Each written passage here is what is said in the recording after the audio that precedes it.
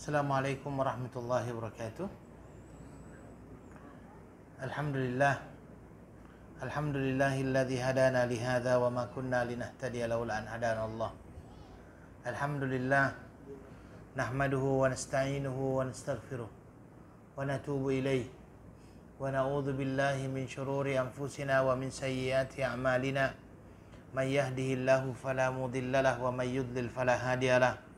أشهد أن لا إله إلا الله وحده لا شريك له وأشهد أن محمدا عبده ورسوله اللهم صل وسلم على نبينا محمد وعلى آله وأصحابه ومن استنى بسنته إلى يوم الدين أما بعد أيها الأخوة والأخوات alhamdulillah thumma alhamdulillah, segala puji bagi Allah Subhanahu wa taala yang telah memberi kepada kita kesempatan untuk kembali bertemu di malam hari yang berbahagia ini.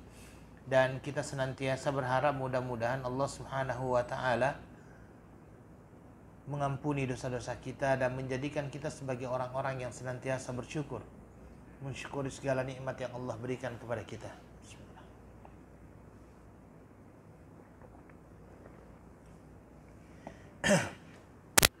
Salawat beserta salam kepada Nabi kita Muhammad sallallahu alaihi wasallam, Nabi akhir zaman. Kita senantiasa berharap mudah-mudahan kecintaan kita kepada Rasulullah sallallahu alaihi wasallam akan membawa kita kepada kemenangan, dan mudah-mudahan Allah Subhanahu wa taala membangkitkan kita bersama Rasulullah sallallahu alaihi wasallam pada hari kiamat kelak, karena itu adalah merupakan janji daripada Rasulullah sallallahu alaihi wasallam. Kata Nabi sallallahu alaihi wasallam, yuhsyarun nas ma'aman ahab. Manusia nanti dikumpulkan dan dibangkitkan oleh Allah bersama orang-orang yang dicintainya. Maka kita berharap kecintaan kita kepada Rasulullah inilah yang akhirnya kita dibangkitkan bersama Rasulullah sallallahu alaihi wasallam. Baik, ayolah akhwat, pada malam hari ini kita akan ada syarahan khas, ya, syarahan khas ataupun ceramah khas, yang mana ceramah khasnya itu kepada ayat 31 dari surah Ali Imran. Ayat 31 daripada surah Ali Imran. Tapi saya katakan bahwasanya ayat ini sepatutnya digandengkan dengan ayat selanjutnya, ya. Digandengkan dengan ayat selanjutnya, makanya mungkin saya akan coba untuk menggandengkan dengan ayat yang selanjutnya. 31 dengan 32. Sebenarnya sebelumnya juga masih mempunyai hubungan. Jadi 5 ayat sebelumnya itu ada hubungannya, kemudian ayat selanjutnya juga dia mempunyai hubungan. Karena memang akhirnya ini adalah pengakuan yang dilakukan oleh orang-orang yang menyatakan dirinya cinta kepada Allah Subhanahu wa taala. Baik, saya akan bacakan ayat yang berkenaan dengan 31 dan 32 ini, ya, bukti cinta kepada Allah Subhanahu wa taala. A'udzubillahi minasyaitonirrajim. Bismillahirrahmanirrahim. Qul in kuntum tuhibbunallaha fattabi'uni yuhibbukumullah wa yaghfir lakum dhunubakum wallahu ghafurur rahim. Qul atiiullaha war rasul fa in tawallaw fa innallaha la yuhibbul kafirin. Katakanlah, jika kamu benar-benar mencintai Allah, ikutilah aku, niscaya Allah akan mengasihi dan mengampuni dosa-dosamu. Allah Maha Pengampun lagi Maha Penyayang. Katakanlah, taatilah Allah dan Rasulnya. Jika kamu berpaling, maka sesungguhnya Allah tidak menyukai orang-orang kafir. Tayyib. Ayolah wal akhwat. Surah Ali Imran ayat 31 adalah ayat tentang cinta kepada Allah Subhanahu wa taala dan ittiba kepada Rasulullah sallallahu alaihi wasallam, ya. Yang kita tahu bahwasanya Ali Imran ini adalah merupakan salah satu surah Madaniyah. Surah Madaniyah yang diturunkan oleh Allah Subhanahu wa taala setelah surah Al-Anfal. Surah Al-Madaniyah karena memang di dalam Al-Qur'an itu berdasarkan turunnya wahyu itu dibagi menjadi dua. Ada yang dinamakan dengan Makkiyah, ada yang dinamakan dengan Madaniyah. Oke. Adapun penjelasan berkenaan dengan Makkiyah dengan Madaniyah ini banyak diperdebatkan di kalangan para ulama. Paling tidak ada 3 pandangan berkenaan dengan Makkiyah dengan Madaniyah ini. Ada yang mengatakan bahwa Makkiyah itu yang diturunkan di Mekah, ya, dan Madaniyah itu yang diturunkan di Madinah. Jadi ini lebih kepada berdasarkan tempatnya. Oke. Jadi ada yang membagi Makkiyah dengan Madaniyah itu berdasarkan tempat turunnya. Mekah diturunkan di Mekah, Madinah diturunkan di Madinah. Yang kedua, ada yang membagi Makkiyah dengan Madaniyah berdasarkan waktu turunnya. Ya, waktu turunnya. Jadi yang pertama, mereka mengatakan yang Makkiyah itu adalah semua ayat yang diturunkan oleh Allah Subhanahu wa taala sebelum hijrah, sedangkan Madaniyah itu adalah semua ayat yang diturunkan oleh Allah Subhanahu wa taala setelah hijrah. Oke, ini adalah yang kedua. Yang ketiga, semua ayat yang di dalamnya berkenaan dengan masalah tauhid itu diturunkan di Mekah, sedangkan seluruh ayat yang berbicara berkenaan dengan masalah hukum hakam itu adalah Madaniyah. Oke, ini adalah penjelasan ulama berkenaan dengan pembagian Makkiyah dan Madaniyah. Makkiyah dengan Madaniyah. Tetapi dari tiga penjelasan tersebut, mungkin kita akan lebih condong kepada pandangan yang kedua, yaitu pandangan yang mengatakan bahwasanya Makkiyah itu adalah ayat-ayat yang diturunkan oleh Allah Subhanahu wa taala sebelum beliau hijrah, sedangkan Madaniyah adalah ayat-ayat yang diturunkan oleh Allah Subhanahu wa taala setelah beliau hijrah. Walaupun ayat itu diturunkan di Mekah. Tapi setelah hijrah itu dinamakan dengan Madaniyah. Baik. Ayat 31 dan 32 ini ayyuhal ikhwah wal akhwat. Ini adalah merupakan ayat yang saya katakan tadi berbicara berkenaan dengan cinta kepada Allah. Berkenaan dengan ittiba' kepada Rasulullah sallallahu alaihi wasallam. Oke. Dan ayat ini sebenarnya bercerita berkenaan dengan orang-orang yang mengaku-ngaku. Ya, mengaku-ngaku sebagai orang-orang yang mencintai Allah. Jadi, banyak orang yang mengaku bahwa dia mencintai Allah Subhanahu wa taala. Dan memang saya kira, ya, saya yakin juga bahwa semua manusia akan mengakui bahwa dia mencintai Allah Subhanahu wa taala. Bagaimana tidak? Allah Subhanahu wa taala yang menciptakan dia, kecuali kalau dia tidak kecuali kalau dia tidak mengimani Allah. Tetapi selama dia mengimani Allah Subhanahu wa taala sebagai pencipta, sebagai pemberi rezeki, maka itu adalah merupakan hal awal dia mencintai Allah. Semua orang akan mengaku bahwa sesungguhnya dia mencintai Allah Subhanahu wa taala. Kenapa? Karena dia sudah diciptakan oleh Allah Subhanahu wa taala, bukan hanya diciptakan, tetapi Allah Subhanahu wa taala menyiapkan segala apa yang dia perlukan dalam hidupnya. Dan itu saya kira sudah menjadi sesuatu yang cukup untuk seseorang mengatakan saya mencintai Allah karena Allah lah yang menciptakan saya, memberikan saya rezeki dan memberikan segala apa yang saya perlukan dalam kehidupan saya di muka bumi ini. Ada orang yang berpikir sampai di situ aja, pembuktian cinta kepada Allah Subhanahu wa taala. Tetapi dia lupa bahwa sesungguhnya cinta itu bukan hanya sekedar diucapkan. Ya. Cinta itu bukan hanya sekedar diucapkan, tetapi dia perlu dibuktikan. Maka orang-orang yang mengaku bahwasannya dia mencintai Allah Subhanahu wa taala diminta pembuktiannya. Mana bukti bahwa Anda cinta kepada Allah Subhanahu wa taala? Mana buktinya? Diminta pembuktiannya. Dan mereka terkadang lupa bahwa salah satu kecintaan kepada Allah adalah dengan menjalankan apa yang Allah perintahkan. Dengan menjalankan apa yang diperintahkan oleh Allah Subhanahu wa taala. Ini adalah pembuktiannya. Dan terkadang yang kedua ini, kewajiban-kewajiban yang diturunkan oleh Allah Subhanahu wa taala kepada manusia banyak yang tidak mampu dibuktikan oleh manusia karena mereka merasa berat untuk melakukannya. Padahal segala apa yang Allah berikan kepada manusia itu bukan untuk Allah. Sekarang, kalau seandainya kita melaksanakan salat, apakah salat kita untuk Allah? Tidak. Apa yang kita lakukan saat ini itu adalah untuk kepentingan manusia.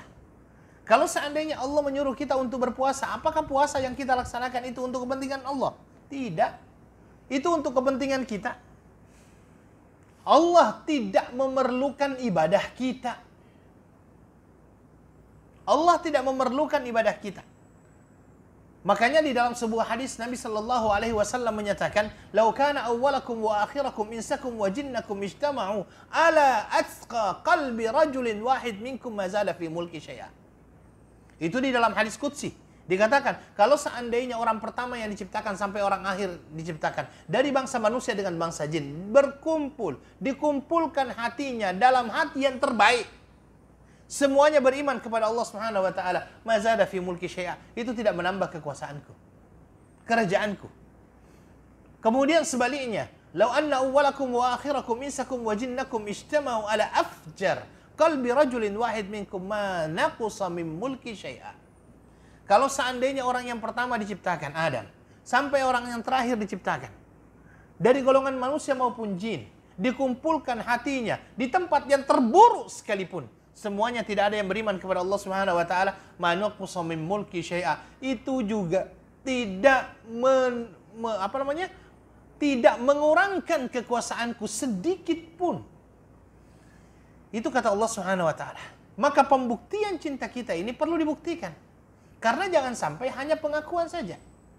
Seperti kata syair yang mengatakan, "Kullu yadda'i waslam bi Laila wa Laila la tukirru bidzalik."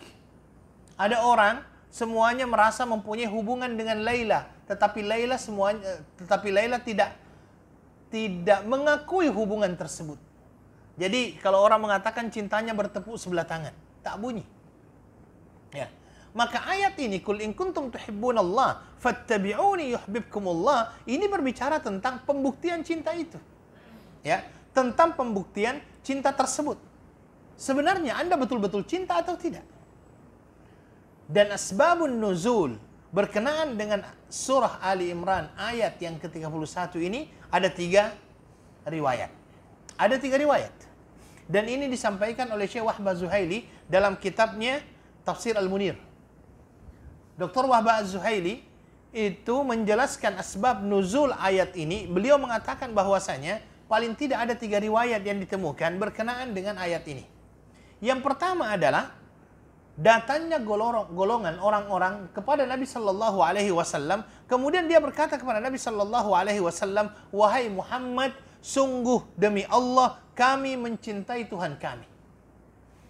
Ya, jadi dia datang kepada Nabi Sallallahu Alaihi Wasallam. Di hadapan Nabi Sallallahu Alaihi Wasallam dia membuat pengakuan. Apa pengakuannya?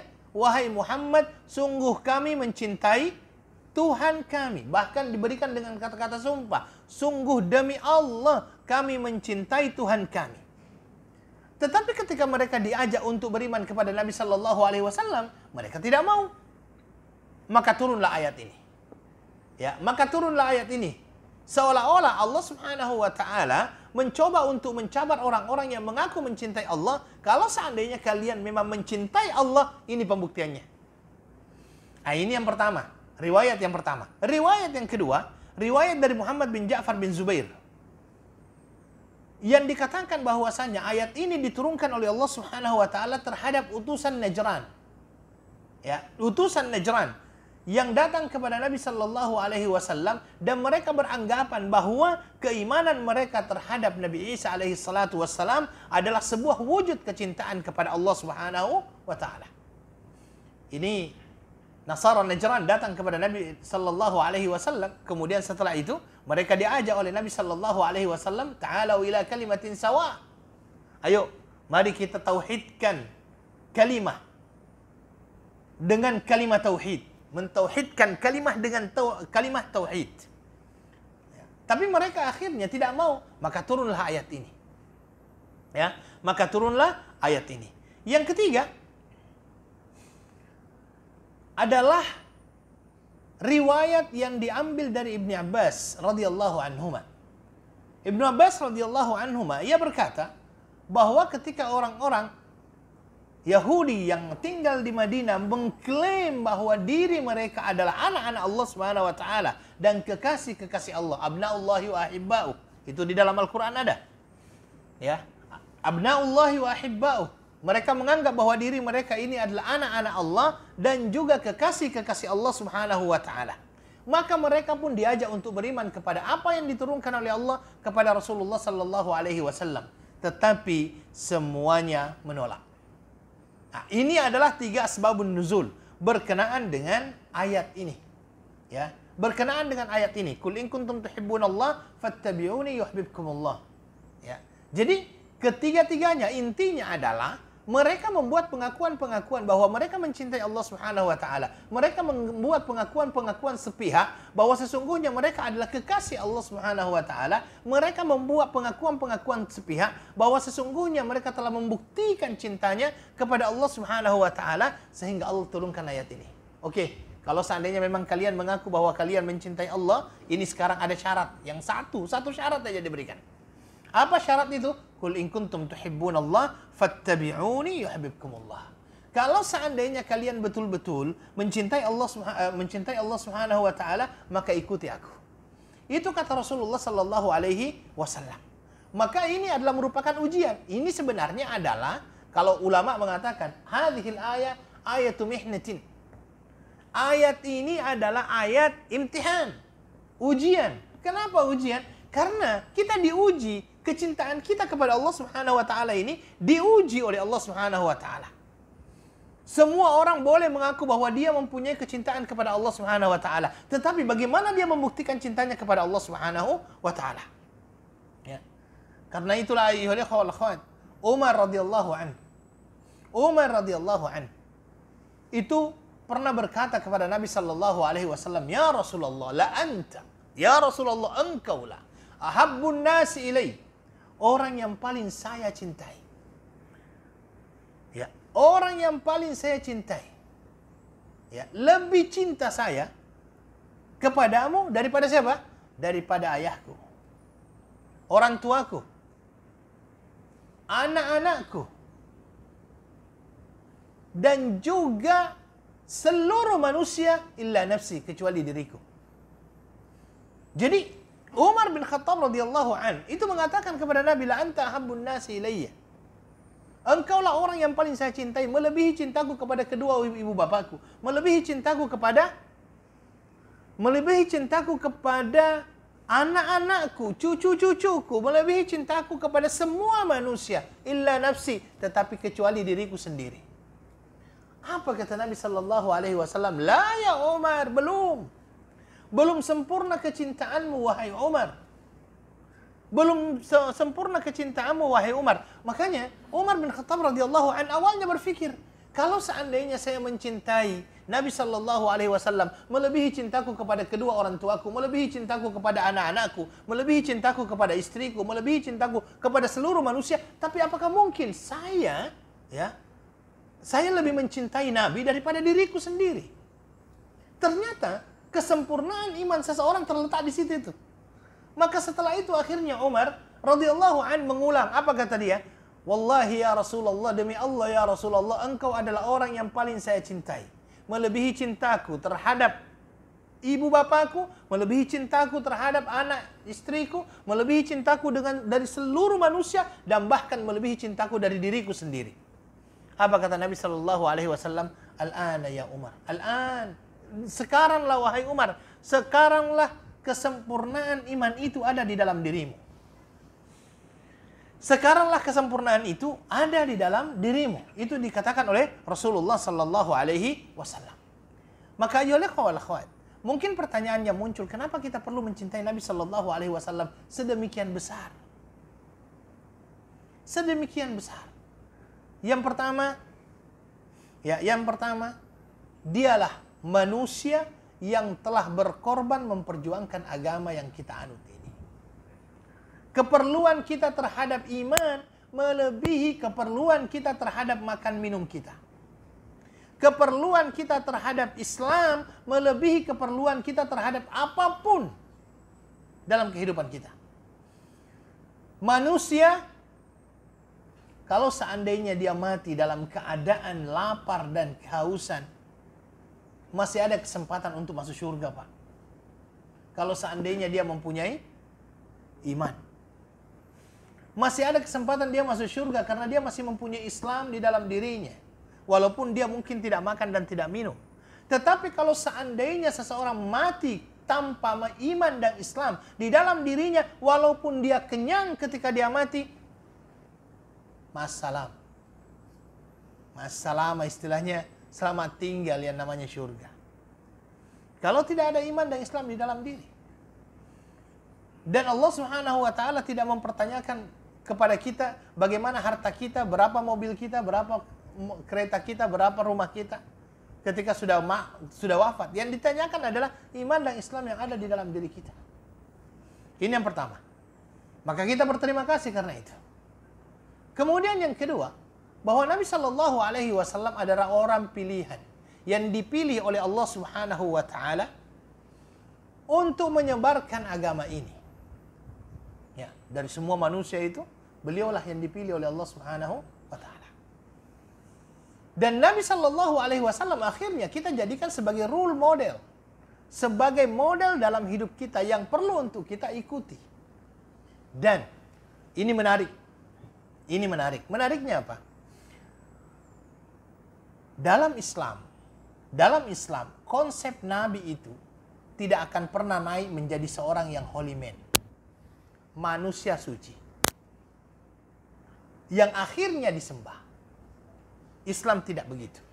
Makanya dari awal, Islam itu mengajarkan kepada kita syahadat yang kedua itu, asyhadu an la ilaha illallah wa asyhadu anna Muhammadan, biasanya ada tambahan abduhu wa rasuluh.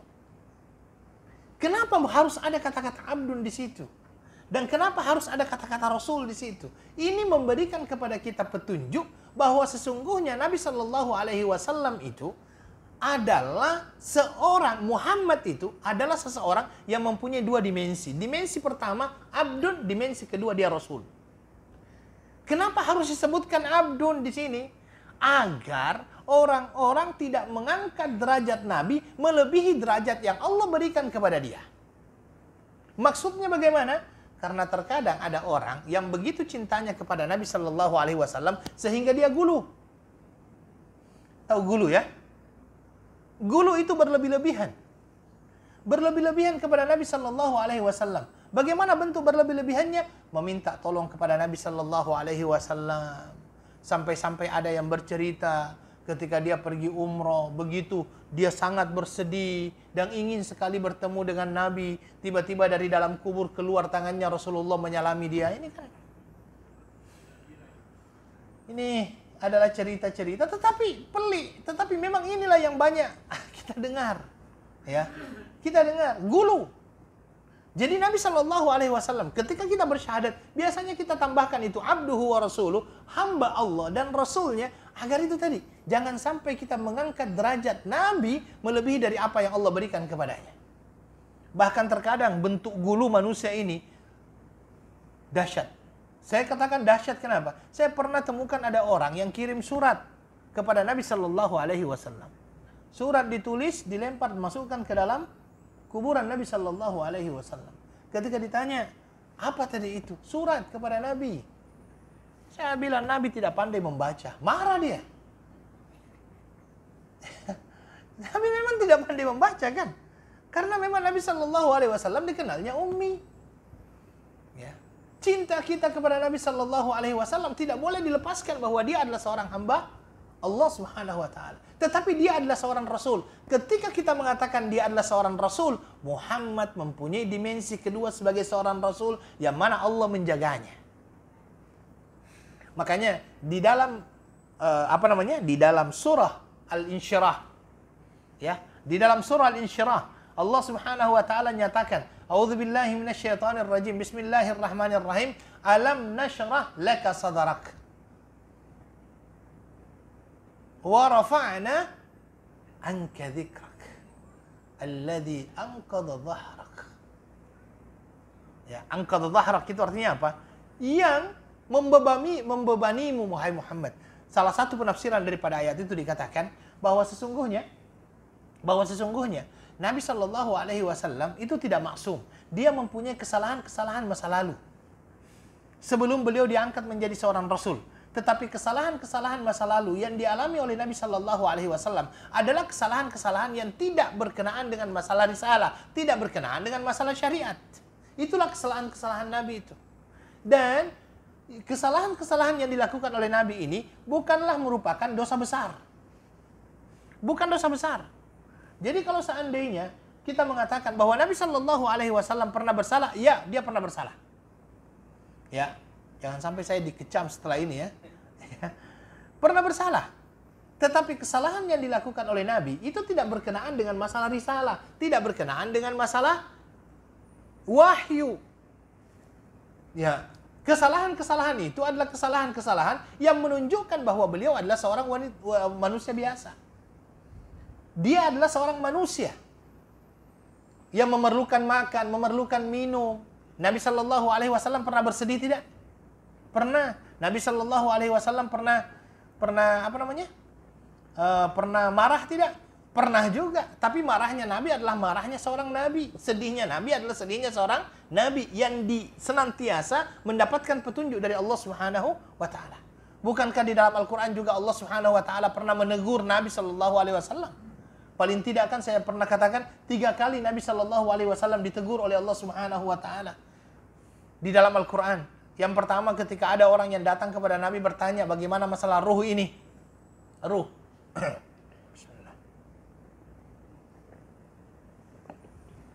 Kemudian ketika ditanya berkenaan dengan masalah ruh, Nabi mengatakan besok saya beri jawaban. Nabi Shallallahu Alaihi Wasallam tidak ucapkan apa? Insya Allah. Sehingga apa yang terjadi? Tunggu, tidak turun-turun ayat, malah teguran yang turun. Wala taqulanna li syai'in inni fa'ilun dzalika gadan illa ayyasha Allah. Jangan sekali-kali engkau katakan besok saya pasti lakukan tanpa mengucapkan insya Allah. Teguran dari Allah. Yang kedua, ketika Nabi Shallallahu Alaihi Wasallam mengharamkan sesuatu apa yang Allah halalkan berkenaan dengan istri-istrinya. Itu di dalam surah At-Tahrim, di mana Allah menyatakan ya ayuhan nabiyyu lima tuharrimu ma halallahu laka tabtaghi mardati azwajik. Wahai Nabi, kenapa engkau mengharamkan sesuatu apa yang Allah halalkan untukmu hanya untuk mendapatkan keridhaan istri-istrimu. Kemudian yang ketiga, berkenaan dengan Abdullah bin Ummi Maktum ketika dia datang kepada Nabi Shallallahu Alaihi Wasallam, dan pada saat itu Nabi Shallallahu Alaihi Wasallam berada di antara pembesar-pembesar Quraisy. Nabi Shallallahu Alaihi Wasallam ingin ditemui oleh Abdullah bin Ummi Maktum, orang yang buta. Tetapi setelah itu Nabi Shallallahu Alaihi Wasallam malah bermuka masam dan membuang wajahnya. Makanya di dalam ayat dikatakan abasa wa tawalla an ja'ahu la'ma wa ma yudrika la'allahu yazakka.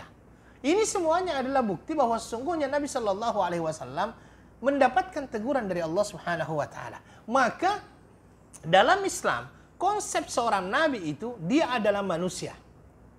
Bukan bangsa jin, bukan malaikat. Bukan jin, bukan malaikat. Untuk apa? Agar kita tidak punya hujah. Kita tidak punya hujah. Maksudnya tidak punya hujah apa? Tidak punya hujah untuk tidak ikut. Karena kalau seandainya Allah menciptakan ataupun menurunkan dan mengutus Nabi dari golongan malaikat, kira-kira manusia banyak alasannya. Susah lah nak ikut. Dia kan tak pernah salah. Satu. Itu kalau seandainya Allah menciptakan yang namanya, mengutus yang namanya Nabi dari golongan malaikat. Manusia pasti banyak alasannya untuk tidak ikut. Ya salah satu alasannya itu susah nak ikut karena dia adalah malaikat. Maka Allah mengutusnya dari bangsa manusia. Ummi lagi. Kemudian dikatakan di dalam Al-Quran, minkum, dari kalian. Bukan orang lain, dari kalian, golongan kalian. Walladzi ba'atha fil ummiyina rasulan minkum, dari kalian. Kalian kenal dia. Sejak kecil kalian kenal dia. Makanya di dalam Al-Quran dikatakan alladzina atainahumul kitaba ya'rifunahu kama ya'rifuna abna'ahum wa inna fariqam minhum la yaktumuna al-haqqa wa hum ya'lamun. Sesungguhnya mereka mengenal Nabi Shallallahu Alaihi Wasallam sebagaimana mereka mengenal anak-anak mereka. Wa inna fariqam minhum, akan tetapi sebagian dari mereka menyembunyikan kebenaran. Wa hum ya'lamun, sedangkan mereka mengetahuinya. Nah inilah yang perlu untuk kita pahami, bahwa Nabi Shallallahu Alaihi Wasallam adalah manusia biasa agar kita bisa ikut. Tidak ada hujah bagi kita. Ya, tidak ada hujah bagi kita. Dan Nabi Shallallahu Alaihi Wasallam adalah seseorang yang memang sangat komplit. Dia, masya Allah, sempurna. Nabi Shallallahu Alaihi Wasallam. Nabi Shallallahu Alaihi Wasallam adalah seorang ayah. Dia juga adalah seorang suami. Dia juga adalah seorang pekerja, dia juga adalah seorang bos, dia juga pernah menjadi pegawai. Maksudnya bagaimana? Agar kita bisa meneladani beliau Sallallahu Alaihi Wasallam. Bagaimana Nabi Sallallahu Alaihi Wasallam dengan istri-istrinya? Teladani.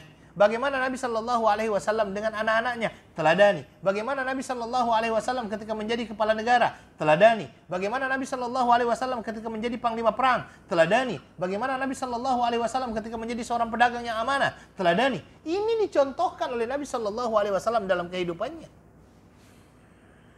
Sehingga kita sebagai manusia itu sebenarnya kalau seandainya ingin mencari model, tidak perlu mencari model yang lain. Sudah ada modelnya. Cuma kita mau atau tidak model tersebut.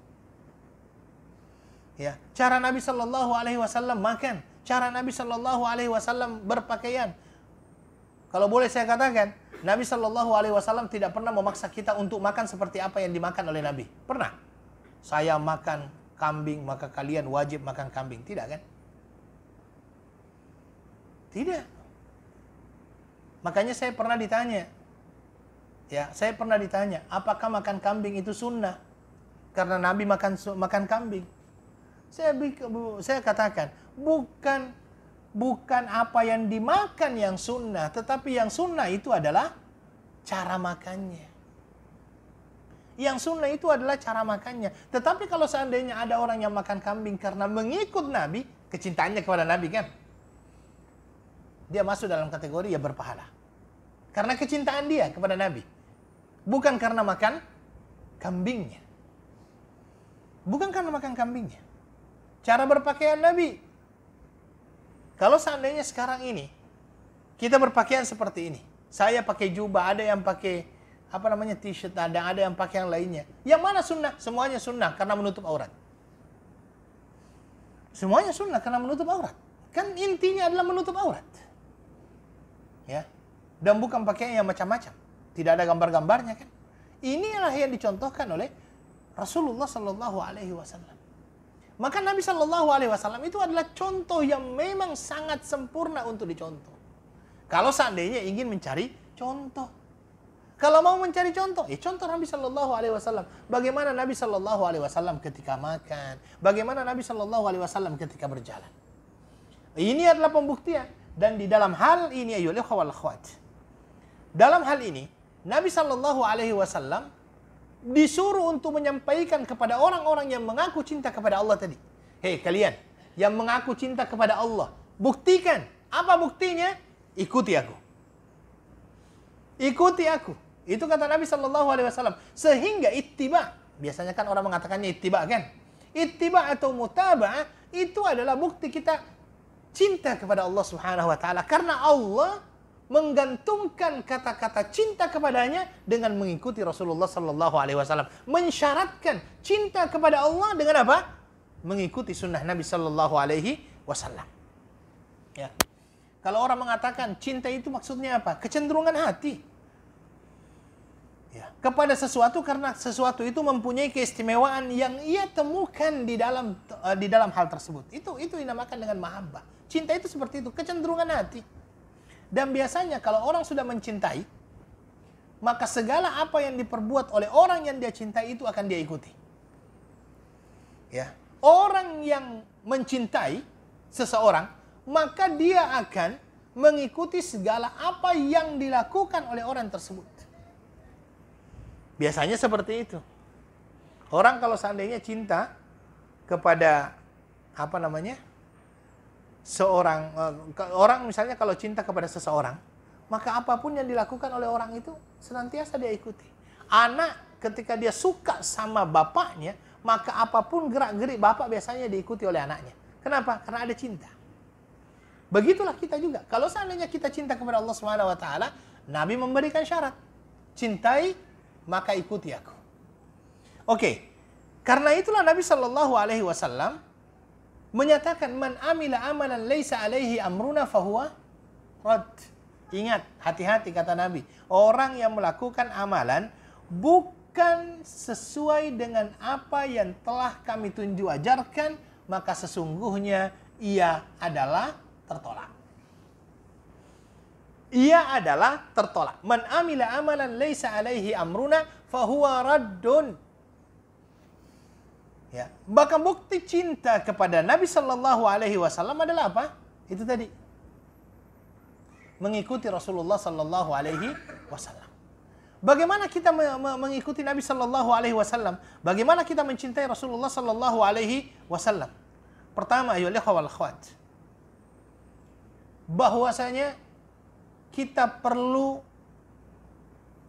mencintai Rasulullah Sallallahu Alaihi Wasallam dengan melaksanakan segala apa yang ditunjuk ajarkan oleh Rasulullah Sallallahu Alaihi Wasallam. Melaksanakan segala apa yang ditunjuk ajarkan oleh Rasulullah Sallallahu Alaihi Wasallam. Meyakini bahwa syariat yang dibawa oleh Nabi Sallallahu Alaihi Wasallam itu adalah untuk kepentingan kita. Dan Nabi Sallallahu Alaihi Wasallam ya sudah menjelaskan kepada kita berkenaan dengan masalah itu. Bahwasanya Nabi Sallallahu Alaihi Wasallam menyatakan, taraktu fikum amrayni ma in tamassaktum bihima lan tadillu abada, kitabullahi wa sunnati rasulih. Saya tinggalkan kepada kalian dua, yang apabila kalian berpegang teguh dengan dua tersebut, maka kalian tidak akan tersesat selama-lamanya, yaitu Al-Quran dan Sunnah Rasulullah Sallallahu Alaihi Wasallam. Maka para ulama itu menyatakan ada dua syarat di dalam kita beribadah kepada Allah Subhanahu Wa Taala. Yang pertama, kita tidak boleh beribadah melainkan hanya kepada Allah Subhanahu Wa Taala dan tidak mempersekutukannya dengan sesuatu apapun. Satu. Kemudian yang kedua, dan ini juga penting, kita tidak boleh beribadah melainkan dengan apa yang Allah telah syariatkan di dalam kitabnya dan yang telah disyariatkan di dalam sunnah Rasulullah Sallallahu Alaihi Wasallam yang sudah terpelihara, tidak mengikuti hawa nafsu. Artinya apa? Mutaba'ah. Itu menjadi dua syarat itu diterimanya amal ibadah seseorang. Ikhlas, mutaba'ah. Mutaba'ah mengikuti seperti apa yang ditunjuk ajarkan oleh Rasulullah Sallallahu Alaihi Wasallam. Sesuai dengan apa yang ditunjuk ajarkan oleh Nabi Sallallahu Alaihi Wasallam. Dan kalau kita mencoba untuk berfikir secara jernih, lebih jernih ya, gini. Terbayang tidak? Kalau seandainya, ini sering saya ulang-ulangi, terbayang tidak? Kalau seandainya Allah Subhanahu Wa Taala menciptakan manusia, kemudian setelah itu membiarkan manusia tersebut hidup di dunia ini, tidak diberikan petunjuk dan tidak diutus Rasul yang untuk dijadikan sebagai contoh buat mereka, kira-kira hidup manusia itu baik atau tidak? Tidak. Ya, mungkin seperti binatang. Karena tidak ada hidayah yang menyentuhnya, tidak ada petunjuk yang menyapanya. Ini yang pertama. Oke, ilustrasi yang kedua. Allah menciptakan manusia. Setelah itu, Allah Subhanahu Wa Taala memberikan kepadanya Al-Quran. Nih Al-Quran nih. Tapi Allah Subhanahu Wa Taala tidak mengutus Nabi untuk menjelaskan apa isi Al-Quran. Kira-kira apa yang terjadi? Salah tafsir, Pak. Salah tafsir.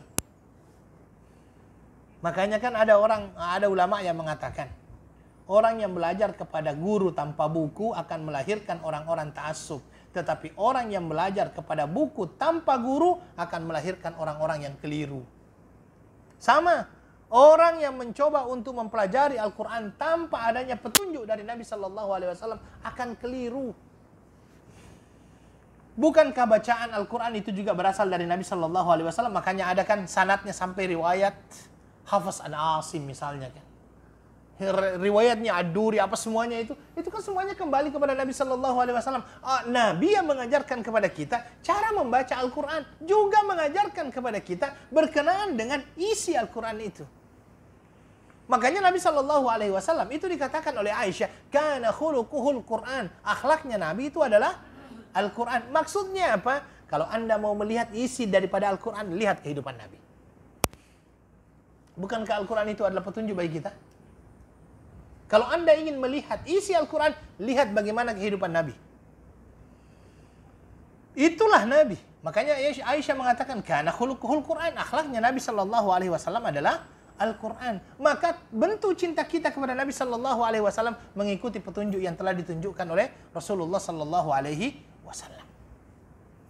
Bagaimana menerima konsekuensi syahadat anna Muhammadar Rasulullah itu apa konsekuensinya? Terima apa yang disampaikan oleh Rasulullah Sallallahu Alaihi Wasallam selama hadis tersebut benar.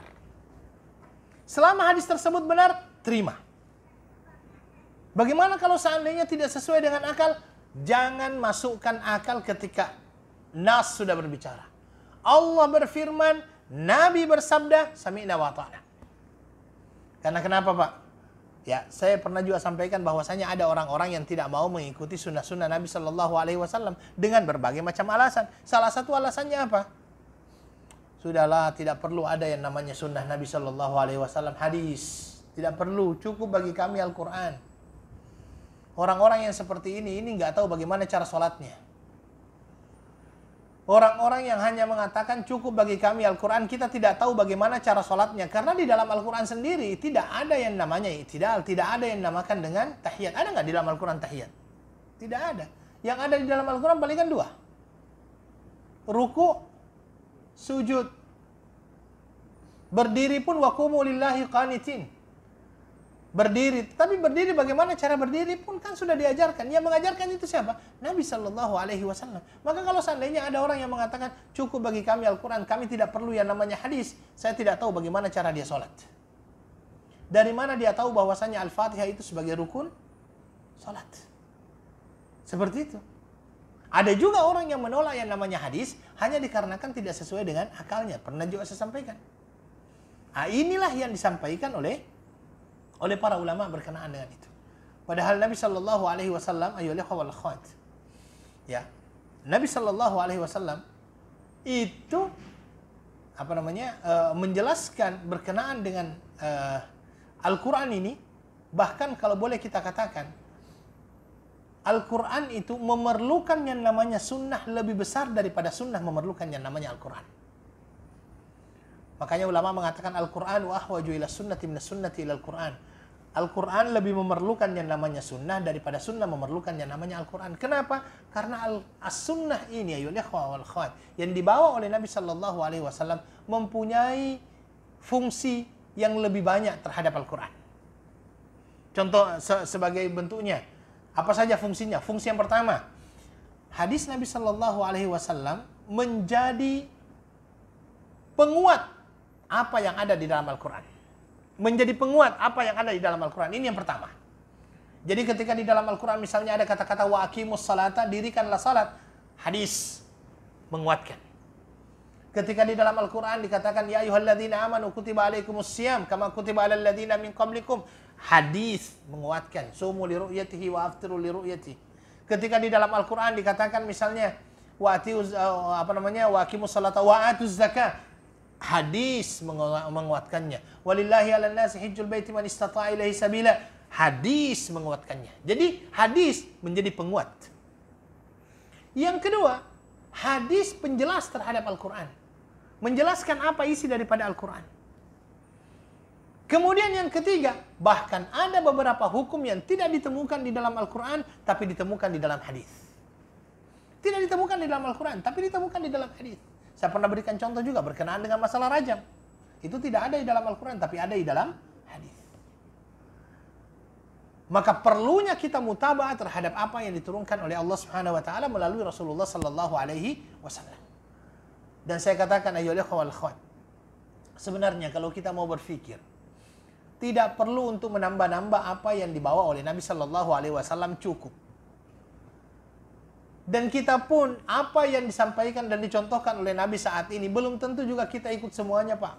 Terus terang saya katakan. Terus terang saya katakan. Saya mau tanya, zikir pagi dan sore kita sudah baca belum? Yang diajarkan oleh itu saja belum. Tidak perlu untuk mencari menambah-nambah dan kita katakan ini bagian daripada ibadah padahal tidak pernah dilaksanakan oleh Rasulullah sallallahu alaihi wasallam. Sudah cukup. Cukup ikuti apa yang disampaikan oleh Nabi Shallallahu Alaihi Wasallam, apa yang ditunjuk ajarkan oleh Rasulullah, cukup. Ya, cukup. Karena itu Nabi Shallallahu Alaihi Wasallam juga mengingatkan kita, hati-hati kalau ada perkara-perkara baru. Hati-hati kalau ada perkara-perkara baru berkenaan dengan masalah ibadah. Ya, perkara-perkara baru berkenaan dengan masalah ibadah. Ya, lihat ya. Berkenaan dengan masalah ibadah. Itu Nabi Shallallahu Alaihi Wasallam memberikan kepada kita peringatan, hati-hati dengan itu. Karena itu besar kemungkinan bukan berasal dari Nabi Shallallahu Alaihi Wasallam. Hati-hati itu. Dan itulah yang dinamakan dengan bid'ah. Sesuatu yang tidak pernah dicontohkan di dalam agama, itulah yang dinamakan dengan bid'ah. Tetapi saya garis bawahi kata-kata bid'ah agama di sini. Karena masih banyak di antara kita yang salah paham. Dan biasanya memang orang berbeda hanya karena salah paham atau paham yang salah. Hanya dua itu aja. Ya. Orang biasanya menyelisihi sesuatu ya karena salah paham atau paham yang salah. Jadi ketika kita mengatakan bid'ah, langsung dia mengatakan kalau begitu pergi haji pakai unta. Ini yang dimaksud itu di dalam masalah agama, bukan di dalam masalah duniawi. Kalau di dalam masalah duniawi, antum a'lamu bi umuri dunyakum. Kalian lebih paham berkenaan dengan masalah dunia kalian. Tetapi berkenaan dengan masalah urusan agama ini, aturannya sudah ada. Dan aturannya itu baku. Tahu baku Pak ya? Tetap. Aturannya itu tetap. Anda tidak boleh beribadah suka-suka hati. Harus tetap melalui petunjuk Nabi SAW. Ya. Pernah saya sampaikan, kalau seandainya ada orang sekarang yang menganggap bahwa sholat subuh terlalu pendek, hanya 2 rakaat. Terlalu pendek ini, baru hanya 2 rakaat. Tambah jadi 4 lah. Bukankah lebih banyak ibadah lebih bagus? Fikiran manusia itu bagus, tapi belum tentu benar. Makanya ini perlu untuk kita ini kan. Pembuktiannya itu adalah ikuti apa yang ditunjuk ajarkan oleh Rasulullah Sallallahu Alaihi Wasallam. Maka kata para ulama, salah satu tanda, ya, salah satu tanda daripada orang-orang munafik itu adalah pertama, bugdun Nabi Sallallahu Alaihi Wasallam. Benci terhadap Rasulullah Sallallahu Alaihi Wasallam. Benci terhadap sosok Rasulullah Sallallahu Alaihi Wasallam. Kalau pertanyaannya ada nggak orang yang benci kepada Nabi? Ya orang munafik itu. Makanya kalau ada orang yang mengaku dirinya Muslim tapi benci kepada Nabi Sallallahu Alaihi Wasallam, ya itu tanda-tanda munafik. Yang kemudian yang kedua, mendustakan ajaran Nabi atau sebagian ajaran Nabi. Mendustakan. Ini termasuk tanda-tanda orang munafik. Mendustakan ajaran Nabi atau sebagian ajaran Nabi. Ini adalah merupakan salah satu tanda. Ya. Maka saya katakan, apa yang disampaikan oleh Allah di dalam surah Ali Imran ayat 31 tadi, Qul in kuntum tuhibbunallaha fattabi'uni yuhibbukumullah, ini memerlukan totalitas. Menerima secara totalitas, melaksanakan secara totalitas. Makanya di dalam Al-Quran suratul Hasyr dikatakan, وَمَا أَتَاكُمُ الرَّسُولُ فَخُذُوهُ وَمَا نَهَاكُمْ عَنْهُ فَانْتَهُوا وَاتَّقُوا اللَّهَ إِنَّ اللَّهَ شَدِيدُ الْعِقَابِ. Apa saja yang diberikan Rasul kepadamu, terima. Terima. Dan apa saja yang dilarang Allah kepadamu, ya, وَمَا نَهَاكُمْ عَنْهُ فَانْتَهُوا. Dan apa saja yang dilarangkan oleh Allah Subhanahu wa taala kepadamu, maka hindari, ya. Maka hindari. Itu yang dikatakan oleh Allah Subhanahu wa taala di dalam surah Al-Hasyr. Taib. Maka mengikuti Nabi sallallahu alaihi wasallam adalah merupakan bukti cinta. Cinta kepada siapa? Cinta kepada Allah Subhanahu wa taala. Dan sesungguhnya cinta kepada Allah bukan hanya pengakuan lisan sahaja. Makanya Buya Hamka di dalam tafsirnya Al-Azhar dia mengatakan, disinilah jawaban Tuhan datang. Dirumuskan oleh ayat tadi itu, Qul in kuntum tuhibbunallaha fattabi'uni yuhibbukumullah. Jika sungguh-sungguh engkau cinta kepada Allah, jalan untuk menemui Allah mudah saja. Apa itu? Mengikuti sunnah Rasulullah sallallahu alaihi wasallam. Maka Qul in kuntum tuhibbunallah ini kan syarat. Jawabannya apa? Ada jawabannya. Buah daripada mengikut Rasulullah Sallallahu Alaihi Wasallam itu dijelaskan ayat di dalam ayat itu juga. Apa ayatnya? Yuhibbukumullah. Jadi kalau seandainya kalian mengaku cinta kepada Allah, ikuti Nabi Sallallahu Alaihi Wasallam. Buahnya apa? Yuhibbukumullah. Apa artinya yuhibbukumullah? Allah akan mencintaimu. Itu Pak, kalau seandainya Allah sudah mencintai manusia, maka Allah akan umumkan Pak. Allah itu kalau sudah mencintai manusia, ada satu orang dicintai oleh Allah Subhanahu wa taala, itu Allah akan umumkan. Umumkan kepada siapa? Kepada seluruh penduduk langit. Inni uhibbu fulanan fahibbuh. Masya Allah. Ini adalah merupakan keutamaan yang luar biasa. Nabi SAW menyatakan, Inna Allah idha ahabba fulan. Kalau Allah mencintai seseorang itu, Allah umumkan kepada seluruh penduduk langit. Apa pengumumannya? Sesungguhnya saya cinta fulan. Maka cintailah dia. Apakah berhenti sampai di situ? Tidak, Pak. Tidak berhenti sampai di situ. Maka penduduk-penduduk langit ini yang berasal dari malaikat ini juga akan umumkan. Sesungguhnya Allah mencintai fulan, maka kalian cintailah dia.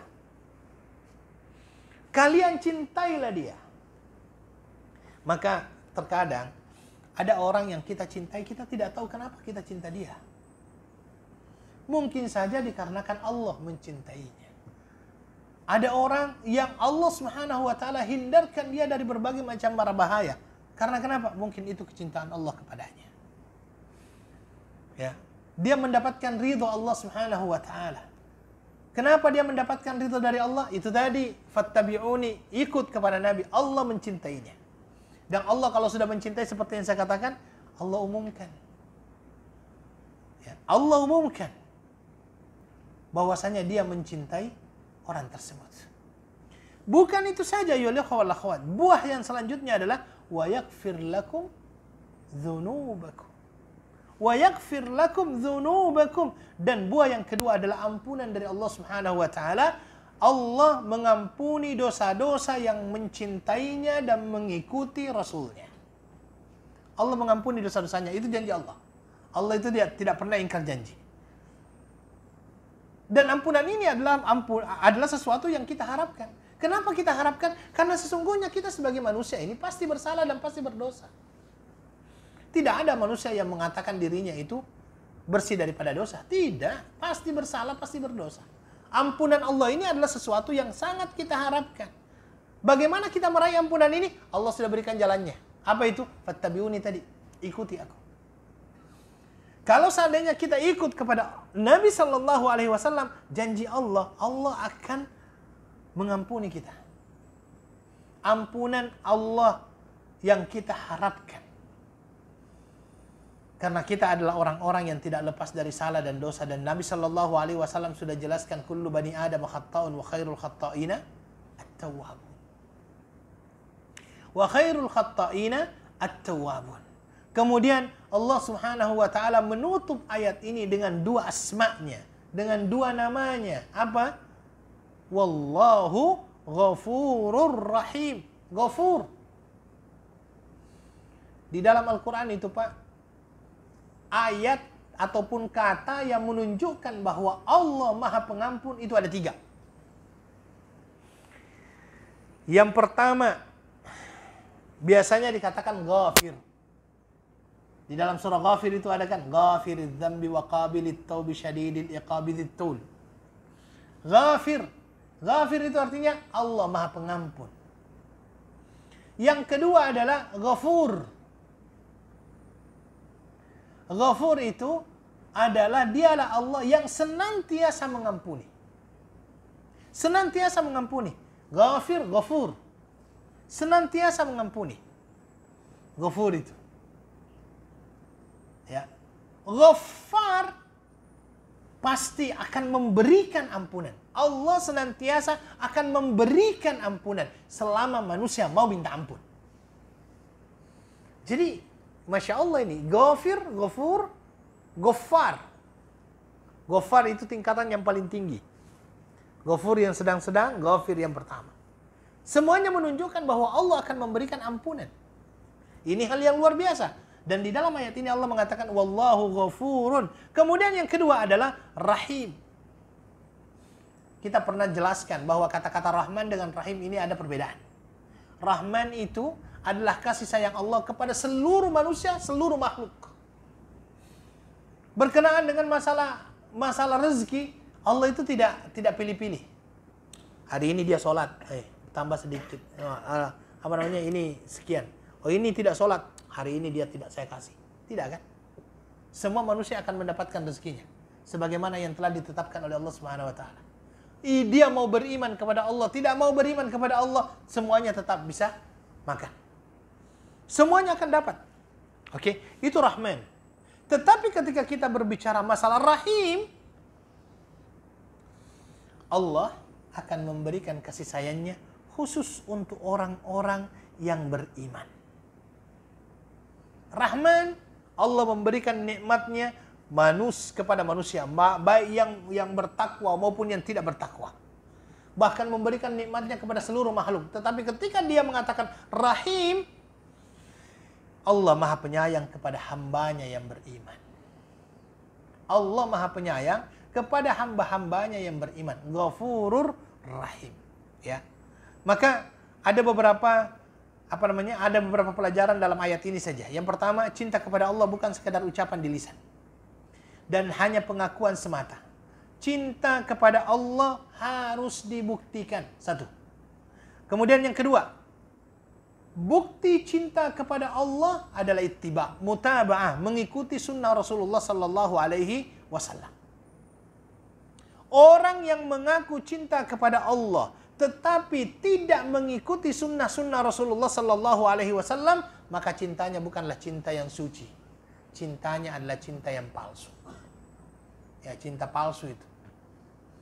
Ya. Oke.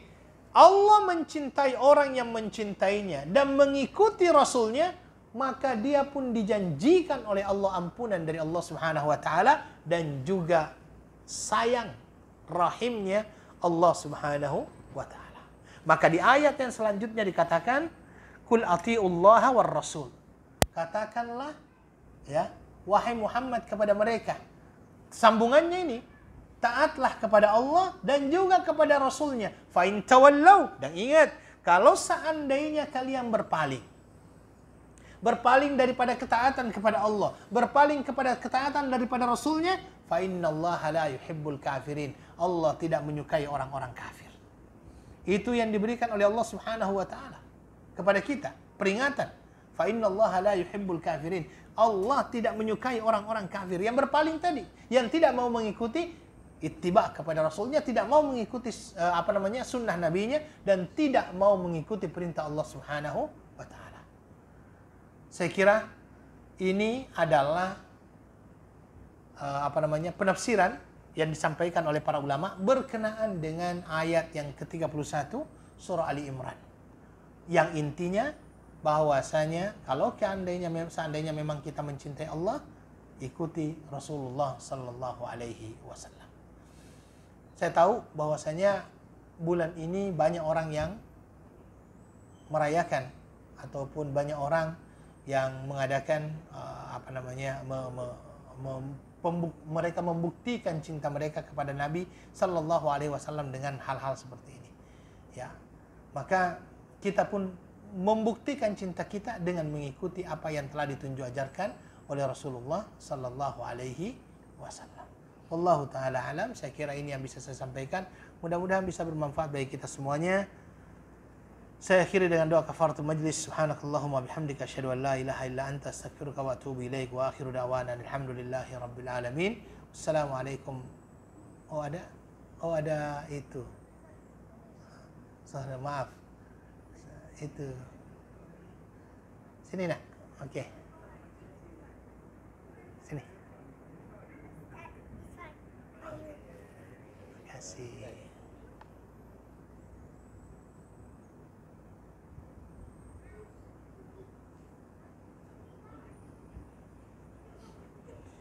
Saya ingin bertanya berkenaan dengan Tibbun Nabawi. Adakah memang ada? Apa ini ya? Adakah memang ada apa? Saya mohon maaf, saya kurang. Adakah memang ada ini dalam kehidupan Nabi? Ada satu kata ini yang saya tidak bisa baca. Adakah memang ada pusaka ya? Oke, berkenaan dengan Tibbun Nabawi, itu adalah sesuatu yang akhirnya diringkaskan oleh beberapa ulama dari kehidupan Rasulullah sallallahu alaihi wasallam. Di antara yang banyak menulis berkenaan dengan Tibbun Nabawi itu adalah Ibnul Qayyim. Beliau mempunyai buku namanya Ad-Da' wad Dawa. Ya, Ad-Da' wad Dawa. ya, penyakit dan obatnya. Dan memang beliau menyatakan bahwasanya ada beberapa cara hidup Nabi Shallallahu Alaihi Wasallam yang biasanya dijadikan oleh Nabi sebagai obat. Sebenarnya kalau tibbun nabawi ataupun cara pengobatan Rasulullah Shallallahu Alaihi Wasallam, minum madu itu memang di dalam Al-Quran pun ada. Habbatus sauda itu memang ada di dalam Al-Quran, ya. Nabi Shallallahu Alaihi Wasallam berbekam, ya, Nabi Shallallahu Alaihi Wasallam berbekam. Tetapi mohon maaf, saya terkadang tidak setuju juga dengan pembekam ini. Ketika dia akhirnya membawakan sebuah hadis yang mana saya pun tidak tahu dari mana hadisnya. Jadi saya pernah berbekam itu, tukang bekamnya bilang, Ustadz, dalam Islam itu ada namanya bekam wajib, ada bekam sunnah. Wah, ini saya bilang bekam wajib yang bagaimana? Sekali seumur hidup. Bekam sunnah yang bagaimana? 3 bulan sekali. Saya langsung teringat, ini hampir seperti penjual terong yang terong, ya, yang akhirnya ingin agar terongnya banyak laku, dia buat hadis al-bazinjan dawaun min kulli da, bahwasanya terong itu adalah obat dari segala macam penyakit. Artinya, oke, Nabi Shallallahu Alaihi Wasallam melakukan itu. Kalau seandainya kita ikuti, silahkan. Tetapi jangan menisbahkan sesuatu, mewajibkan sesuatu apa-apa yang tidak diwajibkan oleh Rasulullah Shallallahu Alaihi Wasallam. Mewajibkan sesuatu apa-apa yang tidak diwajibkan oleh Nabi juga perlu, karena yang dinamakan dengan syariat, pensyariatan, ya. Yang dimaksud dengan syariat ini mengharamkan, menghalalkan, ya, berkenaan dengan masalah hukum. Ini hak khusus Allah. Allah yang berhak mengatakan ini halal, ini haram, ini sunnah, ini wajib. Bukan manusia, ya. Apalagi hanya tukang obat. Wallahu ta'ala alam.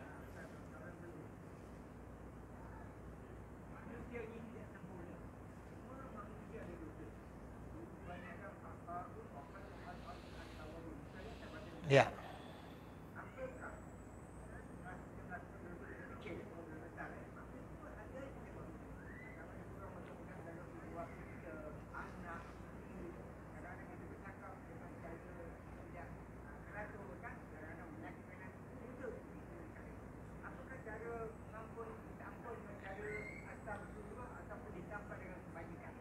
Alhamdulillah wassalatu wassalamu ala Rasulillah. Di dalam hadis Nabi Shallallahu Alaihi Wasallam memang menyatakan manusia semuanya adalah orang-orang yang berdosa. Dan yang ditanyakan tadi, bagaimana dengan dosa-dosa kecil yang dilakukan yang tanpa kita sengaja untuk melakukannya? Maka di dalam hal ini Nabi Shallallahu Alaihi Wasallam sebenarnya sudah memberikan kepada kita beberapa cara. Yang pertama adalah beristighfar tadi, ya, beristighfar, astagfirullah, meminta ampunan kepada Allah Subhanahu Wa Taala. Kemudian yang kedua, di dalam hadis itu dikatakan ittaqillaha haitsu ma kunta wa atbi sayyi'atal hasanata tamhuha wa atbi sayyi'atal hasanata tamhuha itu. Ikuti setiap keburukan yang kamu lakukan dengan kebaikan. Maka itu yang akan menghapuskan dosa-dosa kamu. Itu dikatakan oleh Rasulullah sallallahu alaihi wasallam. Di dalam Al-Qur'an dikatakan innal hasanat yudhibnas sayyi'at. Sesungguhnya kebaikan-kebaikan akan menghapuskan keburukan-keburukan. Satu lagi, ya Allah, kita sebagai seorang muslim sebenarnya sangat-sangat gembira sebenarnya, sangat-sangat beruntung. Kenapa? Segala macam perbuatan yang kita lakukan itu oleh Nabi dikatakan menghapus dosa-dosa sebelumnya. Contohnya, Ramadan ila Ramadan mukaffiratun lima bainahuma. Antara satu Ramadan dengan Ramadan yang selanjutnya menjadi penghapus dosa di antara kedua-duanya. Al-umratu ila al-umrati mukaffiratun lima bainahuma. Antara satu umrah dengan umrah yang lainnya menjadi penghapus di antara kedua-duanya.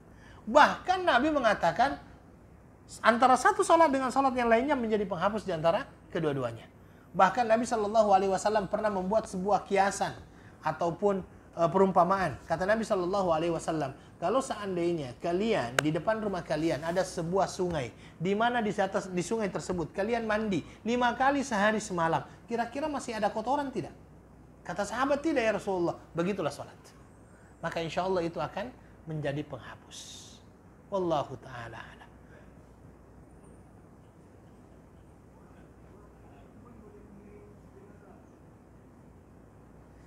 Alhamdulillah wassalatu wassalamu ala Rasulillah. Yang terbaik adalah tidak. Ya, karena dikatakan bahwa wanita ini mempunyai hati yang lembut lah istilahnya lah, dan Jangan sampai dia tidak mampu untuk menahan sehingga malah seolah-olah dia menolak takdir daripada Allah Subhanahu wa taala. Wallahu taala alam. Makanya ulama banyak yang memakruhkan. Syukran jazakumullahu khaira. Kita akhiri dengan doa kafaratul majlis. Subhanakallahumma bihamdika asyhadu an la ilaha illa anta astaghfiruka wa atubu ilaik. Assalamualaikum warahmatullahi wabarakatuh.